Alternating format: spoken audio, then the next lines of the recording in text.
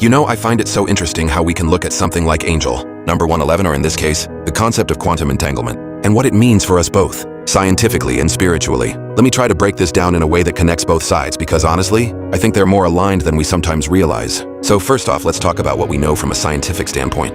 When we look at quantum entanglement in physics, it's a phenomenon where particles become linked such that the state of one instantly affects the other, no matter how far apart they are. Now, when we talk about Angel number 111 in this context, it's fascinating how the symbolic meaning overlaps with what we observe in nature. From a science perspective, we understand that subatomic particles can be deeply connected across vast distances. We see similar patterns in nature, how systems sync up, how individual components work together to create something larger than themselves.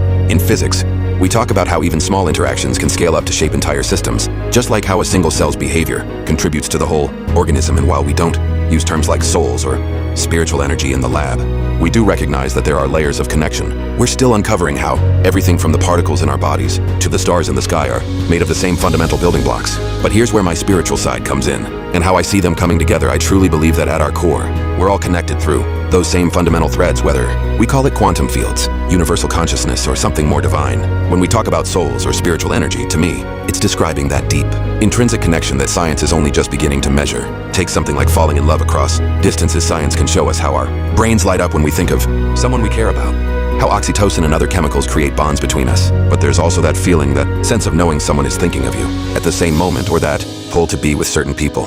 To me, that's where the two meet. The particles and waves science studies are the how, and the spiritual connection we feel is the why. And you know what? Even in science, we're starting to see that separateness might be more of an illusion than we thought. When we look at how everything is made of the same stardust, how our nervous systems can sync up with others, how our actions ripple out to affect those around us, it's all connected. Whether we call it quantum entanglement, universal connection, or something guided by a higher force we're all part of, something so much bigger than ourselves. And that thread of connection runs through every part of who we are.